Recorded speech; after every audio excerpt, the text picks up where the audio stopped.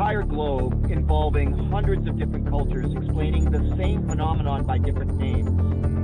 The nature of the footprints, namely their remarkable consistency, their biomechanical appropriateness, those aspects that are extremely compelling.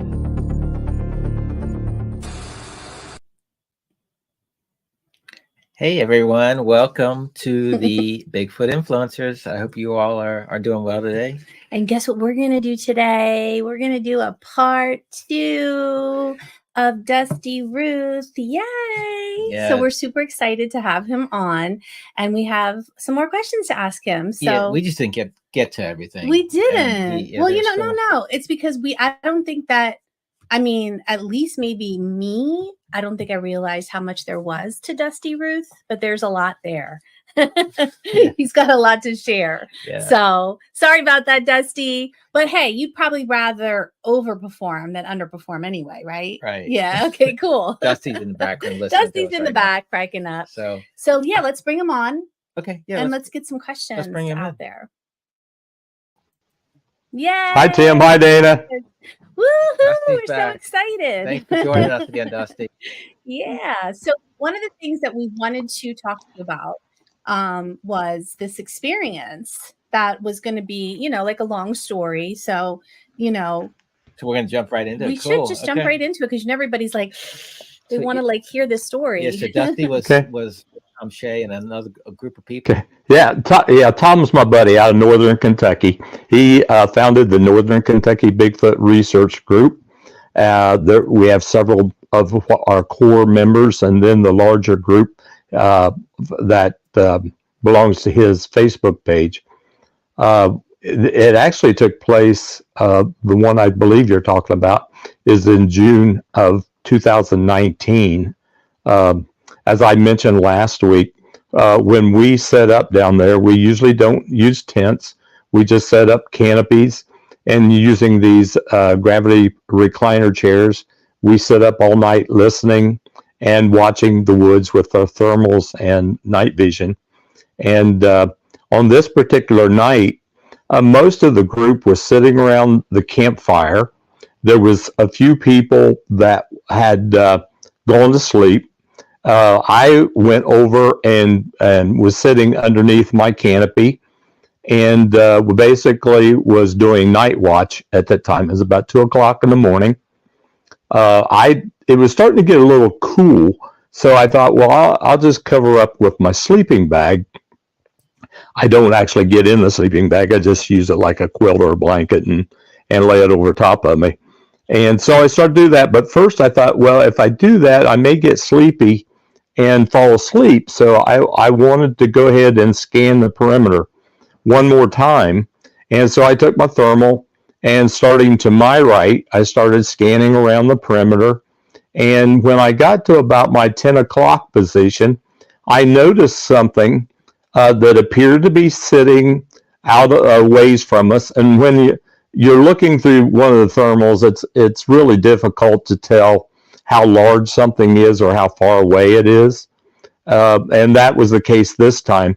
I saw something that appeared to be shaped like a Bigfoot, as usually described as, from about the chest up. I couldn't see anything lower than the chest. I could just see from the chest up to the top of the head. And from that vantage point, it did appear to be shaped like people describe a Bigfoot. It had kind of a broad chest, shoulders, and then a conical head. But as I watched this thing, I watched for about a half hour, and it never moved. So I was beginning to doubt myself somewhat as to what I was actually seeing. So I hollered at Tom, who was over at the campfire talking to folks over there. And I said, Tom, come here. And so Tom made his way over to where I was, and he got out his thermal or night vision, I can't remember which was, and he started looking through it. And I said, look over there about my 10 o'clock. I said, there's something out there that's shaped like a Bigfoot from the chest up. But I said, I've been watching him for a half hour, and it hasn't moved. So I'm starting to question actually what I'm seeing. So he starts looking, and he gets over that. He goes, oh, I seen two. And I said, I said, Tom, I said, it hasn't moved. I said, and then about that time, Thomas started saying, he's moving. And I started looking through mine again, and sure enough, it had started this kind of swaying stuff back and forth like that, and then almost immediately started crawling. It crawled from where it was at, and we're looking through the thermal at the time. I really couldn't tell where it was at, except for it was about that it was to my 10 o'clock, and I couldn't tell how far away at that time it was. Now the next morning we got up early and did kind of an investigation and found out exactly where it was at and stuff. And I'll get to that in a minute. But it started crawling, and it crawled up behind two trees and was hiding behind these two trees. And then it came out from behind those two trees and crawled up behind two other trees. Each time as it was doing this, it was getting a little closer to where we were at. And then it stayed behind the last two trees for a little while, and then it crawled out from behind those two trees and crawled up and appeared to be behind one large, wider tree that was closer to us. We watched then, a number of people in our group, kind of heard the commotion that was going on and came over to also watch. And so Ben and Rich Taylor, father and son team out of Kentucky, they started watching through their thermal. And John Gregory Drozovich, who was with us at that time, he was watching through his. And it got up behind that what appeared to be behind the last tree. And we watched till it went behind that last tree maybe around 3:30 or so in the morning. And then we watched till like 4 o'clock and never saw it come out. Never saw any movement behind the tree or anything. So we kind of gave up at that point and went to bed. The next morning we got up early and went out and started looking for tracks and things of that nature. And then we could see where it had been.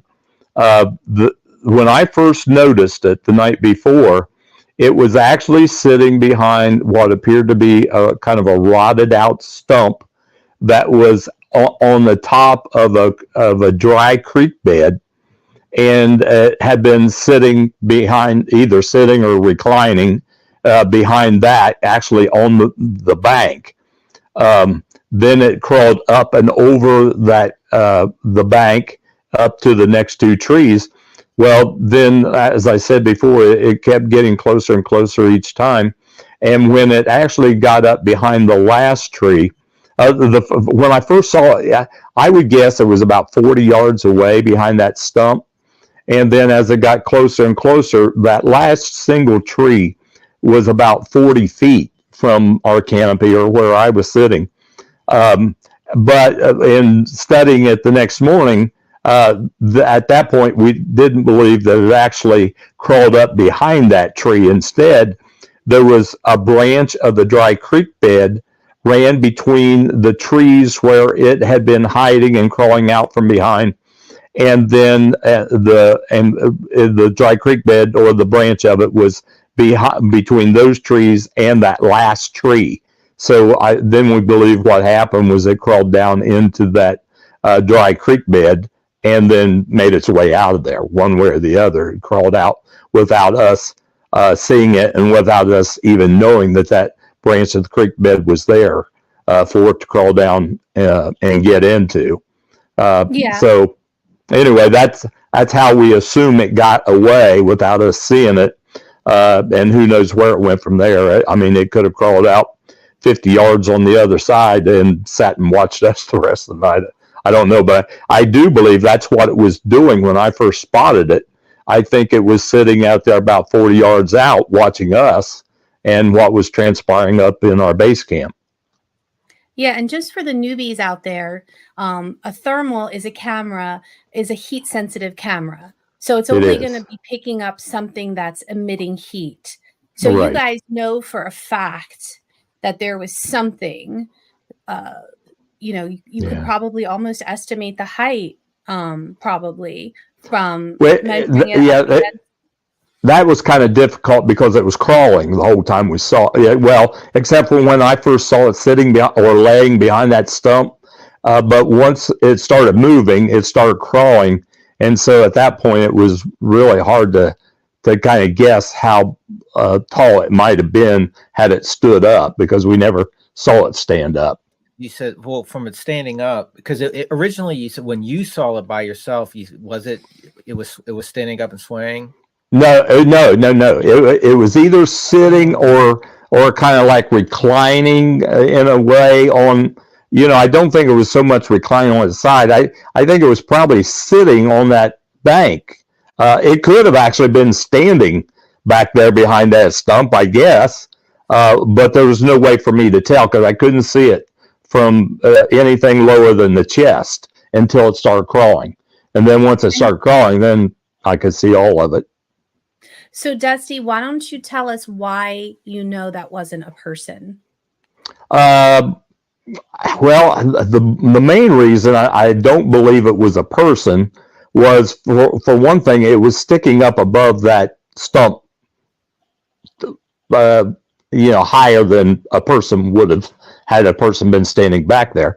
But also, we do have a still photo of it. And in the position that it was in when it was crawling, its leg, a lot of people describe it as them crawling and looking like a spider crawl. This one wasn't really doing what you would call a spider crawl. It was on its hands and knees, and its legs, lower part of its legs were kind of splayed out like a frog, almost. Oh, almost like a squat. Yeah, if you can imagine that. Like and playing leapfrog. Yeah, and I've had people who I've showed that photo to, and then they've actually, I can't get in that position because I've had a hip replacement and a spine surgery, but I've had people who have tried to get into that position, and they could get in it and stay for a few seconds, but that was about it, because they said it just hurt their hips and knees too bad. They couldn't stay, let alone crawl in that position. They couldn't crawl, but they could stationarily stay in that position for a few seconds. So I guess my couple questions is, so it was on all fours. Plus, I mean, would a human on all fours be able to traverse in the dark through from tree to tree? I guess that's another thing. I don't think it could be. It would have been very difficult to be able to, because it was pitch black out there where it was. And it would have been very difficult for it to have maneuvered. Light. Yeah, right. With no light. And that was another thing, especially with thermal. Of course, they would have done that with human too. But when it started crawling, it emitted more of a heat signature. It was even brighter. I had it set on what we call hot white, and you could see it, kind of started glowing brighter as it was crawling. But another kind of a side story of that one, you had asked me last week about Bigfoots using tools and whether or not I believe that they did. You can see in this photo, and are you guys still planning to be at the OBC in May? Yes. I'll show you the photo, and you can see in the photo. Let me picture this in my mind. The left hand is spread out, like hands, fingers, thumb. You can see all the digits, and then the right hand is actually curled up into a fist, and in that fist, he is holding something that is like sticking out both sides of the fist, several inches. And it appears to be pointed on the end. Now, I can't say that I can't say that it's sharp because I don't have any way of telling that. But you can tell it definitely has a point on the end of it. So I don't know whether it had found a knife somewhere, whether it had like a sharpened bone, a rib bone, a leg bone, or whatever, and was holding it. But you can see it, like I said, protruding from both sides of its fist, and it was carrying this thing as it crawled. So whether maybe the branch just cut it could away. it could have been a stick, yeah, it could have been a stick. I don't know whether it was using it to dig with. I don't know, but it definitely was carrying it as it crawled. And I'll show it to you guys. Let you guys, make up your own minds what you think. Yeah, I can't wait to see it. So Yeah, here's a pretty cool. question, Dusty. Where were you guys exactly again? Northern Kentucky. We were with Tom's group. One of probably our primary research spot down there. It's on private property. The landowner is a good friend of ours. Sometimes he comes out there and stays with us all night long and stuff. And that person has witnessed a lot of the same activities that we sometimes talk about. Well, but the thermal was so good you could see the digits on the hand, so you could tell. It was hands. Rules out a bear. Rules out anything else that big that would be in the middle of the woods at night. Yeah. So a person would basically, let's just say if a person was trying to do this, they would have to know you guys are going there, sit there in silence for hours and hours and hours, waiting for the chance that you would happen. I mean, I'm thinking that if it was a hoax, they'd be like running around. Do you know what I mean? You'd get the thermal of them. Like, you know what I mean? Like this was somebody or something, whatever you want to call it, that didn't want to be seen, but wanted to observe you guys. Right. Yeah. I think it was interested in checking us out, wanting to see what we were doing. And we've had multiple encounters there of various types. I've kept an LDR, long duration recorder, out there before and picked up some great audio. We've had, matter of fact, I think it was about this time last year, maybe October, that I had a daylight sighting there that lasted maybe about 3 seconds. It wasn't that long, but I did get I got a good look at what I was seeing. And like I said, it was in broad daylight in the afternoon. And there's no doubt in my mind, what I saw at that time. Why don't you tell us about that, Dusty? Okay. We were sitting around, we had fire going, and we were sitting around this fire. And as I described before, we were sitting in a circle, talking back and forth with each other. And as I was sitting, Dusty, what time of the day was it? I would guess about 2:00 or 2:30 or so in the afternoon. Okay. Yeah. And we were sitting there talking to each other. And as I was facing the person that was sitting across from me, I noticed something beyond them. And it was solid black in color. And there was a canopy of trees. There was a wood line behind them, or tree line, and there was a canopy of trees to the right of where I saw this creature, and to the left. And the only way I was able to see it walked from the canopy of trees to the right into an open space that had sunlight shining down through, and then into the canopy of trees on the left. Well, as soon as I saw it, I told the others, I said, hey, I think I just saw a Bigfoot. And it was probably maybe 100 yards, 75 yards maybe away. So right away, we quickly looked around the camp to see who was missing. And the only one was missing was my youngest son, Wes. And so right away we said, well, where's Wes at? And I said, well, he walked down this trail here to my right. And beyond that, I don't know where he went, and then some of them said, well, what was Wes wearing when he left? Well, I didn't know that either. So Tom and Ben jumped in a side-by-side that we had there and took off to go look for Wes. Well, they drove down the trail the way that I had described him as leaving, and drove clear around the trail, which then circles back around and comes back into my left. And they did find Wes on the way. They asked him to come back to base camp. So they drove back to base camp. Wes came back to base camp. And when Wes got back there, he was wearing a pair of light gray shorts and a sleeveless gray t-shirt. So it obviously wasn't Wes. So we wanted to start doing a little bit of investigation. And so Wes got a stick and had a bright orange shirt tied to the top of it.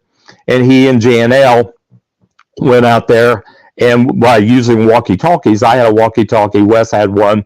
I was able to get him placed in the same position that I saw this Bigfoot. And then as Wes, when I got him positioned in that spot, he held up the stick, and I kept, telling higher, higher, higher. And then finally he was able to get the stick with the shirt tied on top up to the spot where the Bigfoot's head would have been. And at that point, we guessed it was probably about 8 or 9 feet. He's just about 6 foot tall, and the thing was a good 2 to 3 feet taller than him. And so there's, like I said, this private property. Owner doesn't allow anyone else on the property, especially if he knows that we're out there. It was broad daylight. This thing was 2 to 3 feet taller than my son. And no one else out there was dressed in solid black. So there was just no doubt. It was on 2 legs. It wasn't crawling. This was on 2 legs, standing up, walking, and it walked from the end of the canopy of trees through the sunlight over into another canopy of trees. Can you describe the walk? Just a normal slow walk. It really wasn't walking fast, although 3 seconds goes by pretty quick. And so I'd even had some people ask me, well, how come you didn't get a picture, a photo? Well, the thing is, I had a pair. I usually when I'm out in the woods, I wear a pair of cargo pants, and on this day, I had a pair of cargo pants on. The only camera I had was my cell phone, which was in the cargo pant or the cargo pocket that sits on my thigh, and it was Velcroed shut. And so, you go 1001, 1002, 1003, it's gone. Yeah. It took me probably all of that before my mind really registered that I was seeing a Bigfoot out there. And there's no way. I mean, I wouldn't have had time to reach down, unsnap that pants pocket, get the phone out, hold it up to my face, and get it focused in and start taking any kind of photos or video. There's just no way. It was all over with long before that. Yeah, I don't think people in general understand how quick wild animals are. Yeah. I mean, well, like I said, yeah, there was just such a short space that I saw them in, and I wasn't sitting there with the expectation of seeing a Bigfoot, so I wasn't prepared to take a photo. I was just sitting around the fire with the other folks, chatting with them and talking and stuff, and then all of a sudden this thing popped out of this canopy through the sunlight in the canopy on the other side. And in my opinion, what it was doing, it was probably out there in the woods watching us, and then saw my son take off down that trail, and then the curiosity got the best of him, and he thought, well, I wonder where he's going, what he's doing.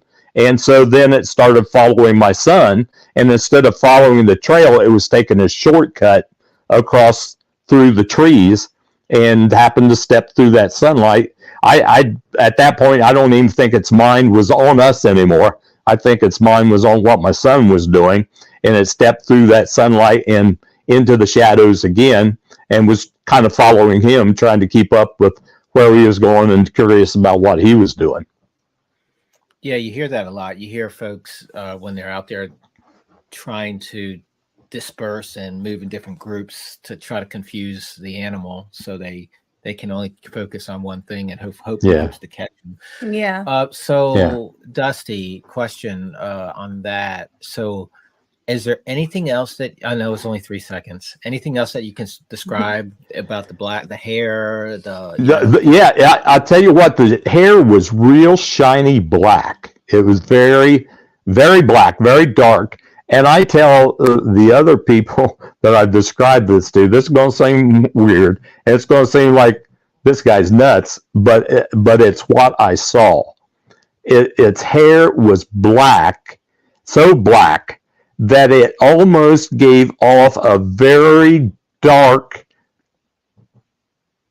like a navy blue tinge to it. Now, and that happens a lot too.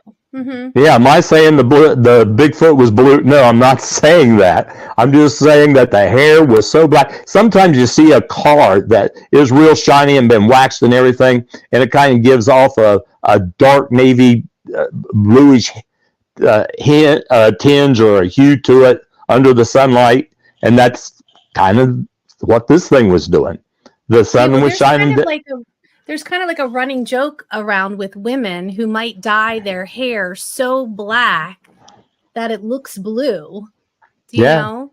And that's kind of like I said, it was just the way that the sun was shining off its hair that just kind of gave like a real dark navy blue hue to it. But I'm not saying it was navy blue. I'm saying it was very dark black, but it just gave this very dark, like a navy blue tinge or hue to it. And whether that was the hair, whether that was the skin, I can't say. But I do know another individual who's become a good friend of mine who had a sighting when he was young, and very close up, and he got a good look at this creature.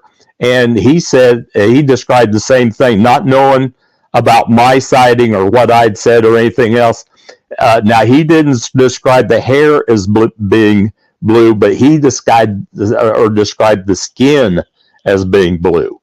He said, I saw it very, very close, and the skin was blue.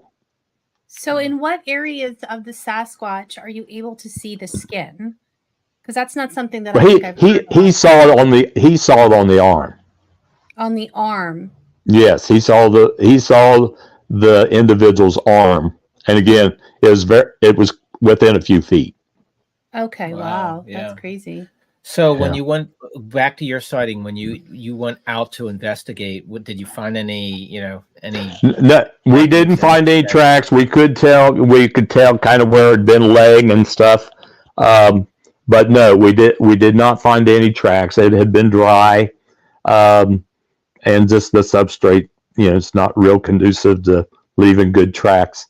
And with this thing crawling and stuff, it kind of had its weight dispersed over. Oh, we're going back to the first one. Okay, yeah, I was confused. Oh, yeah. Oh, okay. Yeah. So. No. On this one, yes, we went out immediately out there, and they looked for, my son and Jan looked for tracks, and they didn't find any tracks, although I think they did find, like depressed grass and weeds there, where they could tell something had moved there, but there wasn't any tracks that were decent enough to cast. Okay, so now you brought it up. Your first sighting, or you're not your first sighting, your nighttime sighting. You said you found where you thought the animal's laying. Yeah, well, laying or sitting behind this stump. Again, I keep saying laying, and I guess it wasn't really laying. It was more It was either sitting up near the top of the creek bank behind this stump, or it could have been standing at the bottom of the creek bank, and and the top part of the stump, hiding its lower torso. We just don't have any way of knowing at that time because, like I said, only thing I could see was from the chest up. So I don't really know whether it was sitting, leaning up against that stump, sitting, on the creek bank, or whether it was standing down in the creek bank. Just don't know. Right. And for those, and maybe you can help us, Dusty. So when you're looking at something through the thermal, I mean, the thermals can pick up a lot of details, right? Well, it just depends on how good a thermal you're using, how good the lens is, and then also how close you are. Of course, the farther away you are, the more it's going to appear kind of blobbish. This, I can't really say was blobbish because I could tell with enough definition that this thing was wide with wide shoulders, and that the head was conical in shape. I could tell that the head was kind of pointed. I don't want to say that it come to a point, but but it was a conical shape. And so I could see with enough definition, I could see that. And then as it started crawling, of course, like I said, the thermal image was brighter, and it was with enough definition that once we had that still shot of the thing, you can pick out the digits. Like I said, with its right fist being closed, you can see the individual digits in the fingers. The left hand was open and kind of turned sideways, if I remember correctly. But again, you could still pick out, but it was flat. The left hand was flat. You could still pick out the digits in it. And if you look real close, I described the lower part of the legs as being kind of splayed like a frog. You can see its toes. You can pick out the individual digits in the toes, and you can see it's got big feet. Hence the name. Yeah, that's the name. Yeah, you see where it's got its name. So, I mean, if you see this, I mean, you fairly quickly, it's not a human. Right. For one thing, a human doesn't have feet that size. So what's going on in your head, Dusty, when you're having these experiences, or when you just had the experience? The one that I had during the daylight, it was more, I guess, bewilderment about what I just saw, because I wasn't expecting it at all. When I'm out there at night using a thermal, I'm kind of looking for Bigfoot. So right. I'm hoping that I might see one, but there's not a big chance of that. It's the chances are remote, but I, the times that I have seen one at night, I didn't panic. I was happy that I was able to see one. I was, thrilled with the encounter. Like I said, the one during the daytime caught me by more surprise than the nighttime ones, simply because at night I was looking for one. During the daytime, I wasn't. Mm-hmm. I wasn't expecting it at all. Yeah, I mean, there's a lot of times like where, we're in Bigfoot hotspots, just hiking around, and it never really occurs to me that we're actually going to see one. Right. Yeah. Do you think, I'm sure you've talked to a lot of hunters, Dusty. Do you think that they're so tuned in to looking for other types of, the animals they're hunting, or just the other natural animals that they know that are in the area, that they may overlook some sign of Bigfoot out there? Yeah, I'm not sure all hunters, unless it be a really plain, definitive track that they came across. I'm not sure a lot of them would really know all this, the various signs to look for if a Bigfoot was in the vicinity.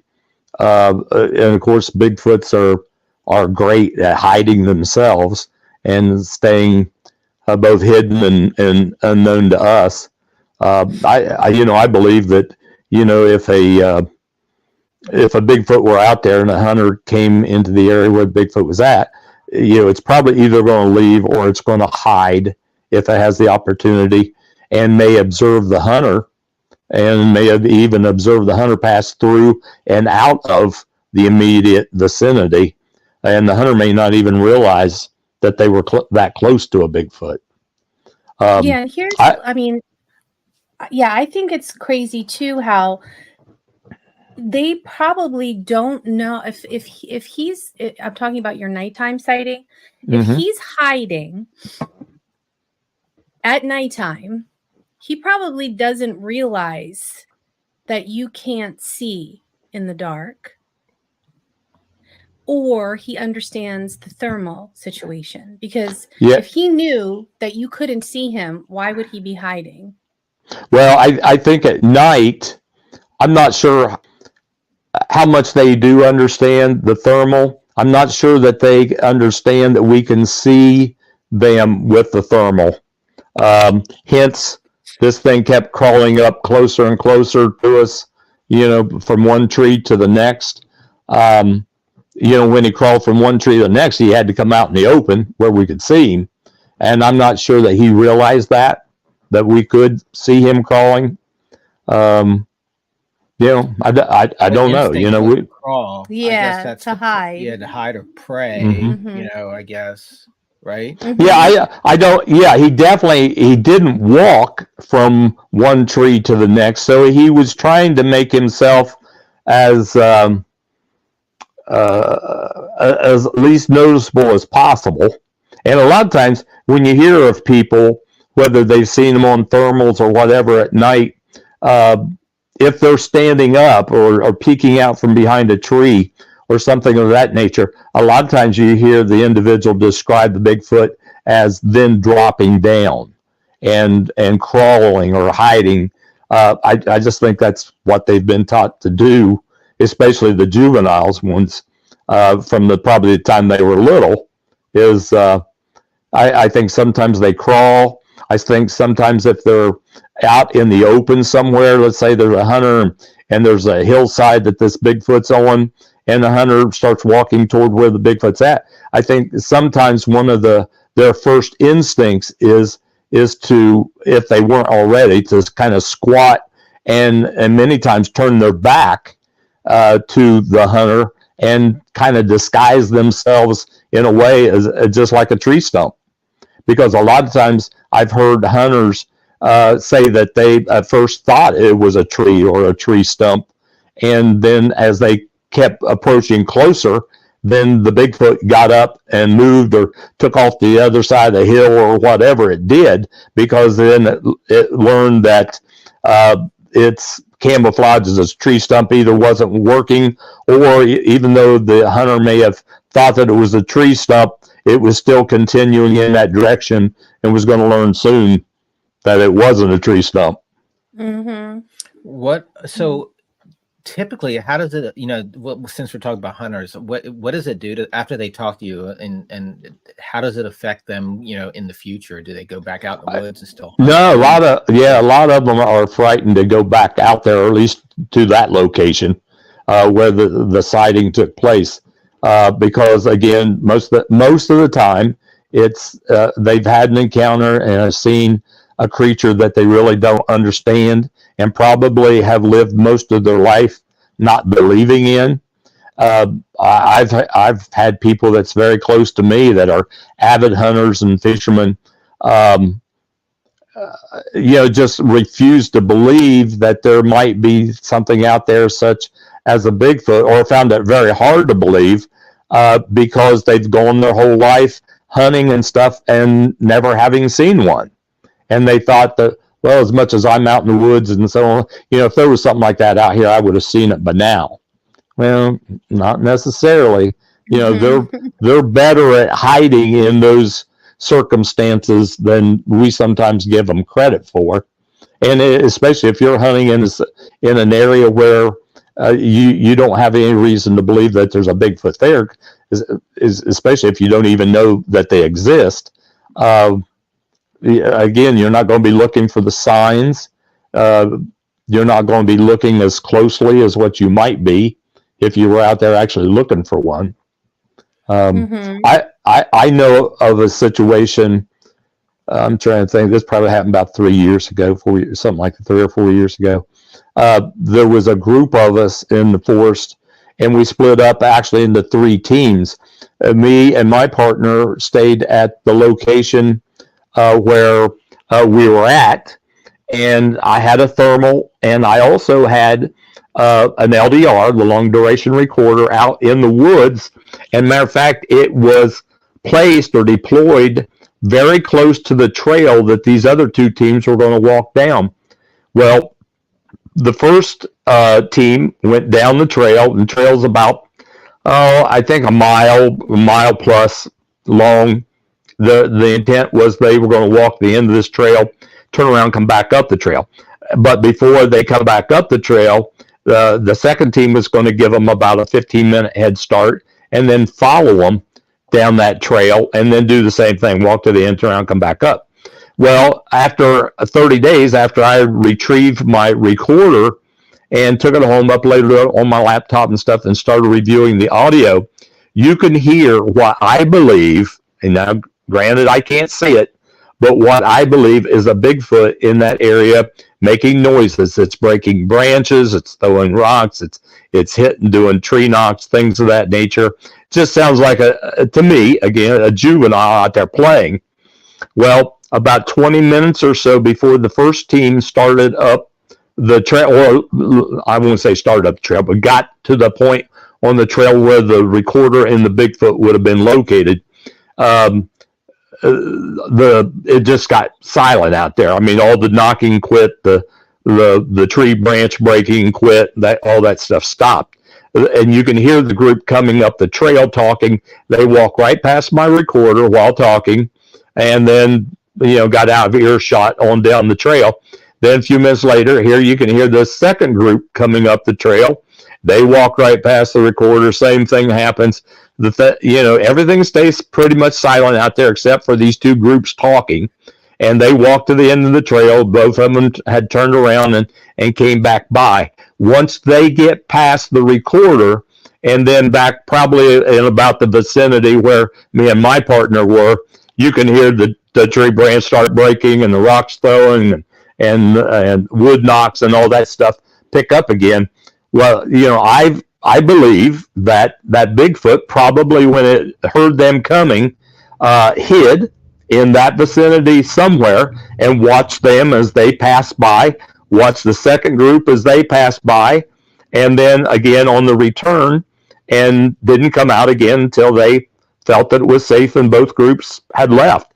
And so if that be the case, then there was a Bigfoot probably within, who knows, a few yards of those two groups that passed by, and they had no idea that there was a Bigfoot in the area.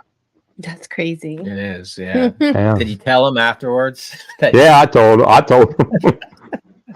So I told him. Have you had any hunters that have talked to you that have considered taking a shot at at one of these? I tell you what, one of the best reports that I ever took or ever investigated was a hunter, and actually he had made a report, a previous report. That was the one that I was actually investigating. And in talking to him, he said, well, I had another sighting, and he proceeded to tell me about it. He was in a hunting blind, a ground hunting blind, and he said it was just about daylight. He heard something coming, and he firmly expected to look out and see a deer, but when he looked out, he saw a Bigfoot walking, and he said that at the time, he was uncertain about how far away it really was or anything, so he used a range finder to see how far away it was. And at that time, I think, if I remember correctly, it was I think he said about 70.1 yards was the way I'm pretty sure that's the way it's either 70.1, 70.4, or something like that yards away. And he was watching it through this rangefinder. He said he picked up his rifle and started looking at it through the scope of his rifle. So he got a really good look at it, especially close up. He did see the skin. He saw the face very clear. He said that he thought at that time that he was going to be in trouble because he thought it was going to walk toward the hunting blind. But he said the whole time he watched it, he said that it never walked toward the hunting blind. It kind of walked across, his point of view, and that the same thing never seemed to notice that he was there. He said that in watching it through this scope, that he described the skin as being kind of a charcoal gray color. He said with a dark gray. He said almost like what you would see if you went to the zoo and you saw an ape's hands. He said that about the same color, the ape's hands, ape's feet, or face, that kind of thing, that dark gray. And he said that he was able to describe the brow ridge, the conical head, what he described as deep set eyes, but I believe that's from where the brow ridge stuck out. And he could describe the color of the eyes being dark, the nose. He says what wasn't a flattened nose, it was more of a hooded nose, but it was spread kind of widely across the face. The mouth was down a little lower, than the proportion of our mouth to our nose. You know, when you think about the distance between that, and he said he had the whole time that he was looking through the scope. He, like I said, he was expecting it to come toward the blind, and so he thought he was going to have to pull the trigger. His finger was on the trigger the whole time. He said, Dusty, he says, I could not pull that trigger because it simply looked too human. He said it looked like a human. That's so interesting. So, because the features of the face that you're describing to me and the skin color sound like a gorilla, but it wasn't a gorilla face. He said no. He said the face was more human than it was, because I always ask that question. Do you think it looked more human or more apish? And he said it looked more human. He said that was the main reason. He said I couldn't pull the trigger. He says because it looked too human. Yeah, and sometimes they do these. You know, they find prehistoric man bones and skulls and things, and they do a recreation with clay, or they do a computer model of what prehistoric man looks like. I wonder if it would be more like that. That's kind of what I pictured it. Yeah, as he was describing it, with the brow ridge, the deep set eyes, the kind of wider nose, and the mouth and so forth. And I pictured it as a kind of looking like cavemanish, or kind of Neanderthalish type. Yeah, and it's so funny because we listen to a lot of stories. We don't see them, we don't hear them, we don't have them here in Delaware.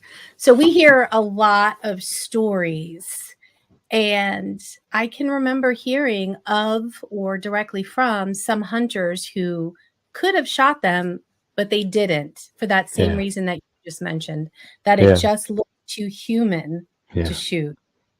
Isn't that interesting? I've interviewed several hunters. Like I said, his was probably the best account, just simply because he got such a good look at its face. And if you're 70 yards away looking through a rifle scope, you're getting a pretty good look at it. And so that's why I've always described his as being probably the best, as far as description that I've heard. Yeah. So, I mean, how did he describe the body shape and the hair and the size? I mean, yeah, just as most people do. I mean, that had wide shoulders, broad chest, barrel-like chest, dark hair, So, and what do you remember what area that was in? Oh yes, I know. It's southern part of Ohio. It's the area that I described last time, where I have recorders out. It's in a county that's hilly, that's down close to the Ohio River. Very hilly, very wooded. A lot of activity going on down there. So you're spending most of your research time in the northern Kentucky, southern Ohio region?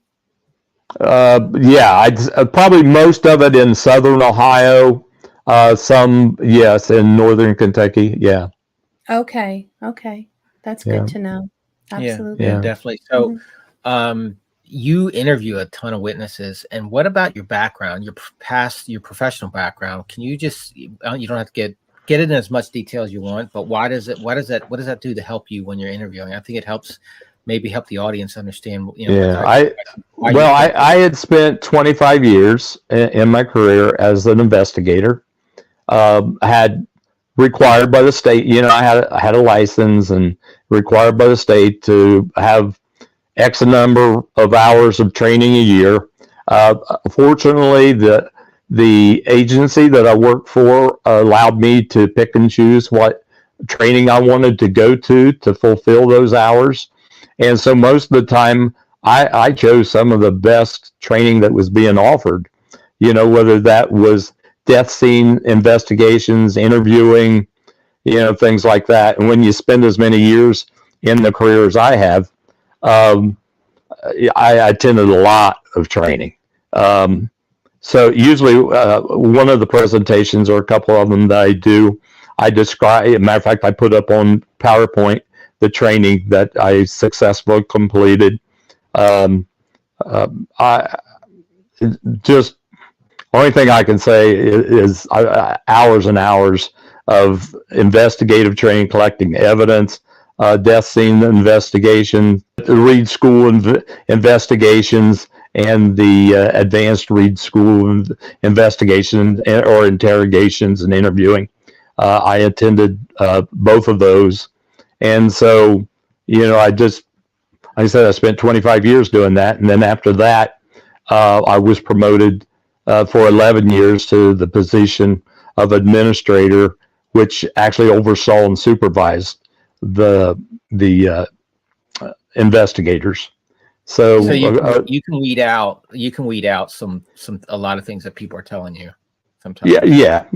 For the most part, I can tell when somebody's pulling my leg or trying to create, a hoax or something like that. I can tell if they're serious or whether they're being honest with me about what they've seen. Especially, if I'm able to interview the person in person and not have to do it over the telephone or something like that. Right. Have you had any witnesses that have described a creature different than what most, different than the barrel chest and the conical head? Yeah. I have had a couple. One of them, and they didn't claim that this was a Bigfoot, although what got their attention was they were hearing some screams and wood knocks and things of that nature. And so they started paying more attention. And then this individual that I interviewed, they and their adult son was on their front porch one night. And they heard like a screaming sound coming from the cornfield, which was right across the road. And this cornfield, I would guess from their front porch, the edge of the cornfield was probably 50 yards, something like that. And then, of course, the cornfield probably went on down the road for, I'd say at least a quarter of a mile, at least a quarter of a mile. But as they sat there after hearing this scream, they said that it was unlike anything they'd ever heard before. And they sat there and they was watching toward this cornfield, and they said that something walked out. They said it appeared to be solid white, and it was tall and it was thin. Well, not like a Bigfoot is usually described. And they said that once it walked out of this cornfield on the side where they were at, where they could see it, pretty clearly, they said it turned and looked one way, and it turned and looked the other way, and then walked back into the cornfield. Was it furry or was it? They didn't describe it as being furry. They just said it was tall, thin, and white. And the guy, the son, the adult son, actually described it as being what he pictured a thing called a rake looking like. A rake? Yeah, there's weird looking. Yeah, I don't even like. I'm thinking not a rake for leaves. No, okay. it's a thin it's creature with muscular, all white, almost like another cryptid. Yeah. Oh, okay. Yes, another cryptid. Yeah. You never know what's out there, right? That's the only one of those. Yeah, that I've ever heard of, because I don't get into investigating those per se, but that they weren't that far away, and like I said, it began with this scream that they heard, that they said they hadn't heard anything like that before, and that's what caused them to start looking toward the cornfield. I don't know what that was. Yeah. Wow. Yeah, that's crazy. So I can't remember if I asked you this before, so forgive me if I'm asking you again, because I do ask this question to a lot of investigators and researchers. So what do you think Bigfoots are? I really don't know. I right now, I tell people that I'm in the Flesh and Blood camp. Whether they're some type of relic hominin, I just don't know. I don't know what their purpose is, why they're here. I try to study, and I'm more interested in what their behavior is, and then why they do what they do. But I don't know. I can tell you this: I've seen them. I know that they exist. But what they are, where they came from, I've of course I've read a lot of the, I guess, theories about what they are and where they come from, and there's one end of the gambit to the other. I do try to keep an open mind in any reports that we receive as to both what they are, what they look like, what the circumstances under which the individual saw them, that kind of thing. And I always tell everybody, I think I said this last time, that just because I didn't experience something doesn't mean that somebody else may not have had that experience. I'm willing to give them that. And then I keep an open mind, because maybe it's just that I haven't experienced that yet. And maybe before my life's over, I will, and may have a complete change of mind about what these things are and where they come from and stuff. I don't know. Well, make sure you come back and talk to us first if that happens. Okay. So, Dusty, what if personally, what do you hope to accomplish? You're out in the woods a lot. You're talking to witnesses. What do you hope to accomplish? I guess I'm just trying to add to their what their behavior is, the things that they do. And I don't know that we'll ever be able to determine why they do what they do until we're able to talk to one and communicate with it and try to find out that way, why they do what they do. But I am more interested in their behavior, what they do. I guess if I can add anything to it, I would like to be able to do that. Also, by interviewing different witnesses. Some people are really upset about what they've seen or what they've experienced. Sometimes it's very hard for individuals to, I think, come to grips with what they've experienced. It can be very traumatic for them.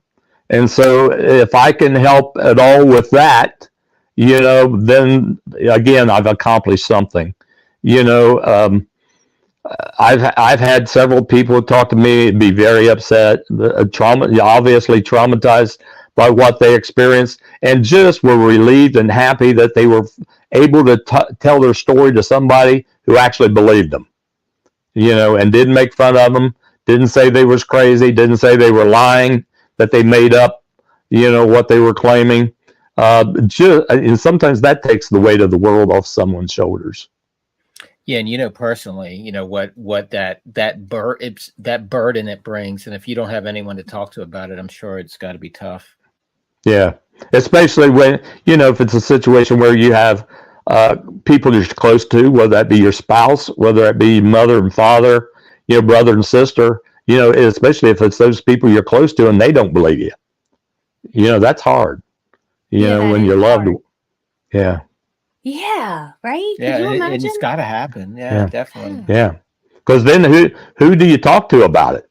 Who do you share your story with? Who do you talk to about it? Who do you try to figure out what I've seen, what I've experienced, if your loved ones won't even believe you?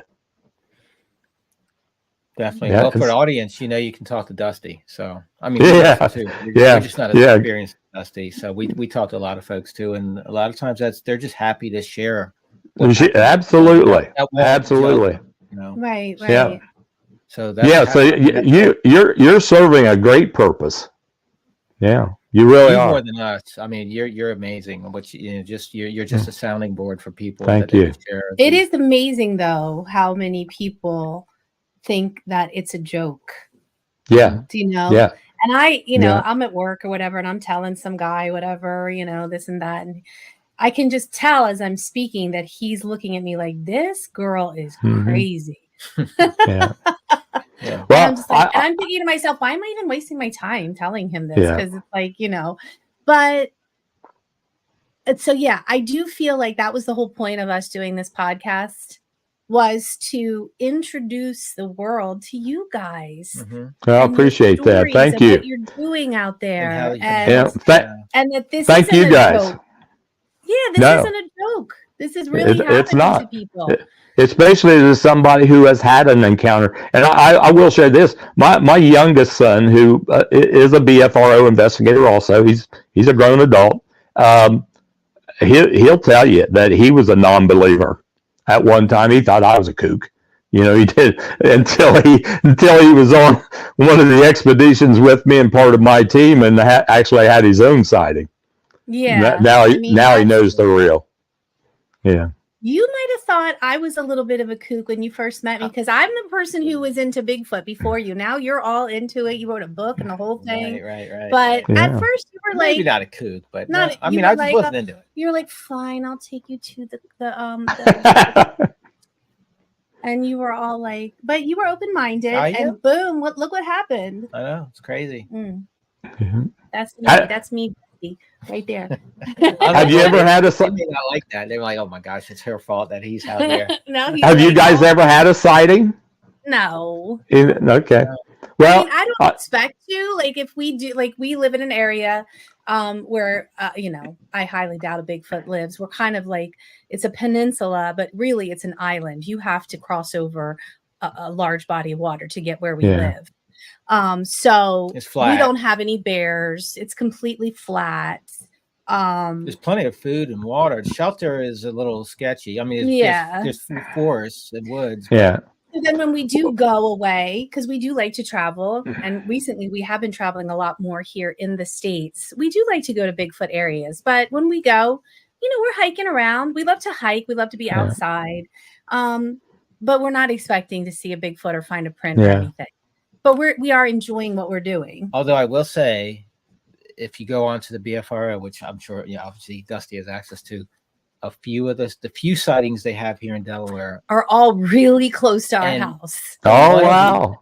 One of them is literally like a quarter mile this way. It's crazy. Yeah, I mean, I could almost see. Yeah. Very cool. There's 5 sightings in Delaware, and they're all really close to where we live. Wow. So it may be a good area then. We hike a lot in our backyard. We hike a lot in there's National Forest. There's a wildlife refuge here by us too. But we're like right near the ocean. I don't know if they don't like the ocean or what it is, but we Who knows? You never know. I would be completely freaked out if there was anything here. But but you never know. I want to go on an expedition with Dusty. Okay, let's do it. Yes. You got an open invitation. Okay, Dusty. That'd be great. We'd love to have you guys.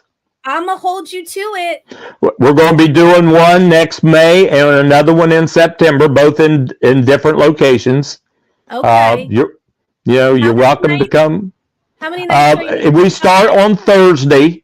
And so it goes Thursday, Friday, Saturday, and we break camp early Sunday. Thursday, Friday, Saturday. So that's 3 days. She's going to need a cabin close by. No, I'm going to. No problem. That can be. That can be worked out, but I will tell you this: you're more likely to have some type of encounter if you're, say, in a tent or a camper where you can hear them if they come up close at night. We're going to sleep in a camper or a car. We can sleep in the back of the Jeep or something. Yeah, cool. I don't want. We have people that do poking through my tent or anything. Yeah. But it's been so Dusty, again, Dusty, an hour's gone by and it has felt like somebody just snapped their fingers because it's so awesome talking with you. Well, thank you. And again, I appreciate the opportunity. You two are great. Yeah, you're amazing. We appreciate you. And I can't wait to see you in May. So look, we're going to come to OBC, and I'm going to try to talk Tim into going to the expedition. Cool. The one that they're having in May. Oh, that one. Oh, yeah. Gotcha. Okay. So I like the idea of doing the expedition with a whole bunch of other people, because if a Bigfoot attacks us. I'll tell you what. We've had them throw acorns. We've had them throw small walnuts, things like that. And it was obvious they weren't trying to hurt us because if they were, they'd throw something larger and harder. We've had them come into our base camp, mess with our tents and our campers, and leave tracks and leave handprints and fingerprints, that kind of stuff. But never have we had one try to hurt us. And no. Yeah, I know. I'm joking. No. I'm joking. But not yet. Not yet. Hey, don't say when it happens. Yeah. Of course, it would happen with me, right? I would finally go, and they would like drag me by my hair. But anyway, well, you gotta catch your hair like this. I'll get my hair. All right, Dusty, thank you so much.